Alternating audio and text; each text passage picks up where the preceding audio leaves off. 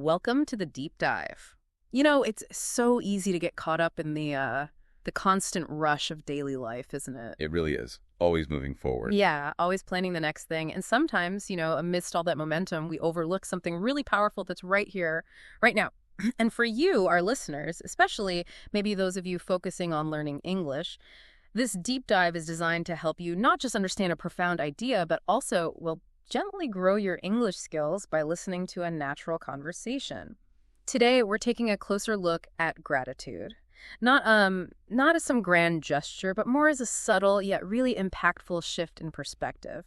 We've been looking into some fascinating material that gently shows how being thankful for what you already have can unlock, well, deep peace and surprisingly real personal growth. Right. And our goal today is really to unpack those practical insights and some surprising truths, actually, about how gratitude can fundamentally change your daily experience. Even when nothing else changes. Exactly. Even when nothing external changes, your perspective can. We want to help you gain a valuable understanding without feeling overwhelmed. And yes, it's definitely a wonderful way to absorb English in a sort of relaxed context. Okay, so to kick us off, I wanted to share this moment that really resonated with me from the material. It describes someone having one of those really challenging days, We all have them. Totally. Just heavy, with a never-ending to-do list. And on the way home, they passed a small park. And there, they saw a little girl running with her dad, just laughing, loudly, freely, no cares. And it was such a small, everyday thing, but it completely stopped them. They, smiled. And then something shifted. They actually noticed the clear sky, felt the soft wind, smelled something delicious cooking nearby. Just took it all in. Yeah, it was just a normal day, nothing special. But suddenly there was this deep sense of thankfulness just for being there. It really makes you pause, doesn't it? It really does. That simple awareness. And that simple moment, it highlights something so common for us, doesn't it?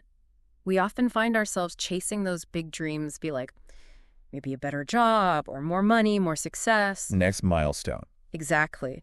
But in that chase, we can completely forget to acknowledge what's already right here. Just think about it for a second. When was the last time you felt truly, deeply thankful for something simple? Did you genuinely notice, say, your warm red this morning? Or the clean water you drank? Or maybe even this quiet moment you have right now, just listening. It's so easy to overlook those things. It really is. And what's really striking in the insights we've been looking at is this core human tendency. Our minds are constantly leaping ahead, always to the next thing. Right. We're often asking, what else do I need to do? What's still missing? Why do they seem to have so much more? And this constant forward-looking, this focus on what we don't have, it can surprisingly stop us from feeling truly happy right now. The core truth, as this material really emphasizes, is that gratitude begins when you focus on what's already there. And that's where it gets really interesting, especially when you think about the world around us. I mean, we're constantly bombarded with messages that more is better, right? Constantly. A better job, a newer phone. A bigger apartment, yeah. We scroll through social media, we compare our lives, and suddenly our own life can feel, well, small or insufficient, just not enough. Yeah, that feeling of not enough. You wake up and instead of peace, there's this sort of underlying pressure. You see someone traveling, someone buying a home, getting promoted, and it's just so easy to fall into that trap of thinking, why not me? That really unpacks what's described as the trap of comparison. Our material is very clear on this. It says basically, no matter how much you get, if you're always comparing yourself to others, you will never feel like enough. Never enough. It's endless. Exactly. That's precisely why it says comparison is the thief of joy. You just can't fully enjoy your own unique path if you're constantly looking over at someone else's. That makes sense. And it's not just about stuff, material things. It's also about our progress. We might think, oh, I should be more productive, or my English should be perfect by now, or I should seem more confident. Ah, the shoulds. Exactly. That little word should. It can become such a heavy burden. And it often leads straight to self-doubt, stress, and this kind of quiet sadness that just holds us back. Which brings up a really important question, doesn't it? Something these ideas really challenge us with. Is it possible that what you have right now isn't less than what others have, but simply different? Different, not less. Exactly. Yeah. And that this difference is perfectly okay. You don't need some huge achievement. You don't need to reach someone else's definition of success to feel valuable. Your worth isn't tied to those external things. That's such a crucial point. And the material we've been exploring offers these really relatable examples, like maybe your small apartment, which sometimes you might feel is not enough, is actually a truly safe, cozy space for you. Or maybe your simple meals, they aren't fancy, but they're full of love, nourishment. Things that actually matter. Right. And your English, it's clearly growing right now just by listening to this. It's happening. That's a great point. The message is really reassuring. You are not behind. You are simply on your own timeline. Every step you take is part of your own unique journey. And if we connect this back to our own progress, it's just so easy to forget how far we've actually come. Yeah. Because we're always chasing more, always looking ahead. Always the next thing. Yeah. So it's absolutely essential to start noticing your progress. Yeah. Even if it feels slow, even if it's quiet, because you are still moving forward. And as these insights remind us, every step you take with a thankful heart brings you closer to peace. Okay, so how can we make this idea of gratitude, practical in our daily lives? Right, make it real. Yeah.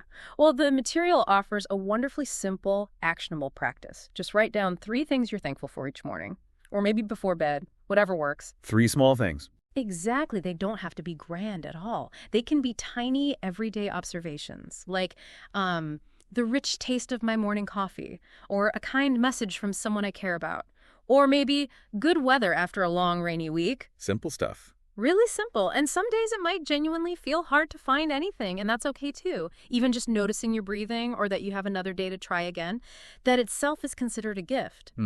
This simple exercise, just repeated daily, can really start to shift your focus. And the profound impact of this practice? It's that gratitude doesn't magically change your external situation. Your problems don't just disappear. Right, it's not magic. No, but it absolutely changes the way you see it. It's like turning on a light in a dimly lit room. Suddenly you start to see beauty in ordinary things you just rush past or take for granted. You slow down a bit. You slow down, you stop comparing so much, and slowly, gently, your heart starts to feel this sense of fullness. It truly reframes your reality. And, for anyone listening who is actively learning English, this practice offers an amazing bonus. Oh, yeah. How so? Well, it's a really beautiful way to grow your vocabulary and build confidence. You can write your daily gratitude list in English, just 1 or 2 simple sentences each day. Oh, okay. Like practice. Exactly. They don't have to be perfect or fancy, just real. Like, you might write, I'm grateful for this quiet evening to study, or I'm thankful for 1 new English word I learned today. That's great. Very practical. Or even, I appreciate myself for not giving up on my goals. No one has to see it. It's just for you. It's a really low-pressure way to practice. Makes sense. And over time, these little sentences become more than just English practice. They become these powerful, quiet reminders of how rich and full your life already is right now. That's a lovely way to put it. So what does this all mean when we kind of connect these ideas? Let's shift perspective here, something really thought-provoking. I want you to think back, maybe about 5 years ago. What were you dreaming of back then? What did you want so badly? 5 years ago. Maybe you wish for more peace, or a stable job, maybe the chance to live in a new city, or perhaps just to feel, better than you did then. Right. Okay, and here's a powerful insight that our exploration reveals. Is it possible that some of those wishes already came true, but we often don't even notice? We just moved on. Yeah, exactly. Yeah. It happens because once we achieve something, we often immediately move the goalpost. We just say, okay, what's next? We don't pause. We don't fully celebrate. You miss the moment. You miss the joy of it. When we look at the bigger picture, it becomes so clear how easy it is to miss the joy of achieving our past desires. It's like we're always looking at the horizon, totally forgetting to see the path we've already walked. That's so true, isn't it? The idea is incredibly impactful. You're living in the answered prayers of your past. Wow. Maybe the job you have now felt impossible once. Maybe your current home is something you used to dream about. Perhaps the quiet peace you feel today came after years of struggle. Could be. But if we don't stop to truly recognize it, we just miss out on the joy of those accomplishments. What if your present life is already the dream of your past self? A miracle you're standing in. Exactly. What if you're already standing in the middle of a miracle you hoped for? Now look, this doesn't mean your life is perfect. No life is perfect, but it does mean you've already come so far. That's important to remember. You've survived things you thought you wouldn't. You've learned things you didn't think you could. You've made it through difficult days, and you're still here, still moving forward. That in itself is something truly worth being thankful for. Absolutely. Which brings us to a common misconception, I think. People sometimes worry that gratitude means you have to stop growing or stop having goals. Right, like you just settle. Yeah, settle. But that's simply not what our material suggests at all. Appreciation is when you don't just have something. You truly see it, you value it. Seeing versus having. You absolutely can still have goals. You can still want more. But you don't have to feel empty or incomplete while you're reaching for that next thing. You can be full of appreciation for what you have right now and still move forward with purpose. You can be proud of where you are today and still hope for a brighter tomorrow. The two aren't opposites. Exactly. They fuel each other, maybe. Perhaps, yeah.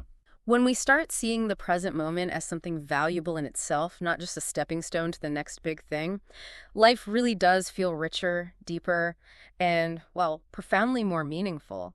It transforms your daily experience from a race into more of a journey. A much more fulfilling journey. So, after exploring all these insights, what's the core takeaway from this deep dive? I think it might be this. We don't always need a completely new life. Often we just need a new way of seeing the life we already have. A shift in lens. Yeah, you don't have to wait for everything to be perfect. You don't have to wait until your English is completely fluent or your bank account is full or all your goals are checked off. To feel grateful, to feel enough, to feel peace. That peace isn't out there. No, that deep sense of peace isn't found only in the next big thing.